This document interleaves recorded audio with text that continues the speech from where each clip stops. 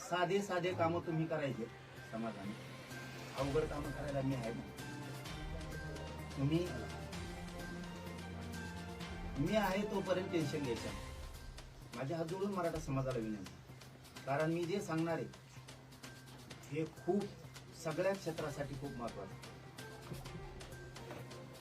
त्याच्यातून सगळेच जागे होणार आहेत आता.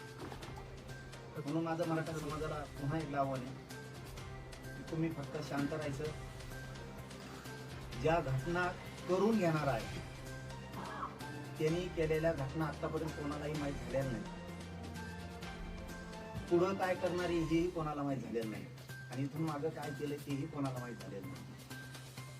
त्याच्यामुळं आपण बाप ठरलो की यांचं करायच्या अगोदरच सगळं उघडं पडलं, सगळं भांडं पडलं. आपले सुद्धा हात खूप लांब आहेत हेही त्यांच्या हाता लक्षात आलं असेल. म्हणून मी समाजाला आवाहन करतो की तुम्ही फक्त सगळ्यांनी शांततेने घ्या. मराठा समाजाला मात्र एक शब्द देतो मी या पत्रकार परिषदेच्या माध्यमातून, कारण आजचा विषय खूप गंभीर आहे. सगळ्यांनी सावध पवित्रा घेणं गरजेचं आहे, सतर्क राहणं गरजेचं आहे आणि हुशार होणं गरजेचं आहे. म्हणून सांगतो,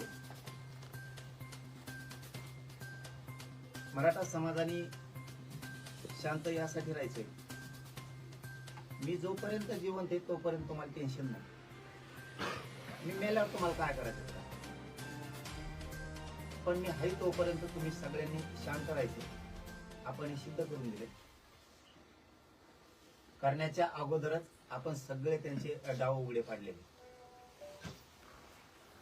माझ्या समाजासाठी मी लढायला खंबीर आहे. आपण सावध